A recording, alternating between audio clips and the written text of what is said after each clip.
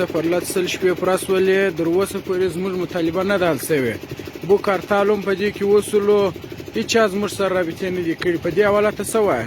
اعوذ بالله من الشیطان الرجیم، بسم الله الرحمن الرحیم. بالکل زموږ سل شپې وسولې چې زموږ کوم د بارډر مطالبه ده د پاسپورټ ته، چې موږ په پاسپورټ تګ راتګ پر بارډر کې نه د بارډر نه غواړو، موږ په شناخته کارت باندې تګ راتګ غواړو. دلته زموږ د پاکستان ریاست او زموږ حکمرانان چې کومې فیصلې لاګو کړي دي، میګران حکومت چې کومې فیصلې لاګو کړي د دې موږ په کلکه ګندنه کوو. موږ دې ریاست ته دا وایو چې موږ ته کوم کارخانه نه کرا، موږ ته کوم روزګار نه کوي، موږ ته د پلار د نیکه نه بارډر راپاته دي او پر هغه بارډر به زموږ کارخانه ده. زموږ په عربونو پیسې کې فساد دي، زموږ جایدادونه کې فساد دي، زموږ منډیو دکانونو کې فساد دي.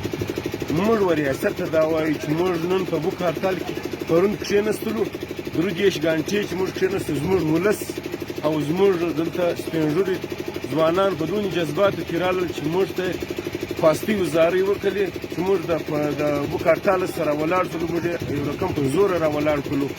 زموږ حالات خرابېدی، زموږ سره ریاست ته موږ دا وایو چې موږ دونې مه مجبوره کوو چې موږ خپل ځان او خپلو خولو ته د پام ورچوو یا خپلې خولې د خوړو هر شي ته موږ ځانونه معلومه ساتو.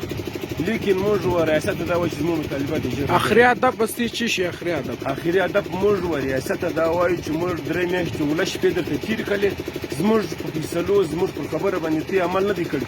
زموږ به د ولس او زموږ د پارټۍ څخه به موږ دا رایه اخلو چې اخر اټله فیصله به دا کوي چې زموږ په چمن کې کوم سرکاري دفترونه دي، هغه چې د هر زورور دي که کمزوري دي، د سرکار دفتر دی، موږ به بیا په دې هر دفتر ته به 30 کسان کښېنو، خیمه به لګوو، ولکه یا څوک سرکاري سړی بیا به ووځي یا به ننوځي. موږ واخر دې ودې ته نه مجبوري، زموږ مطالبات دې راحل. ډېره مننه.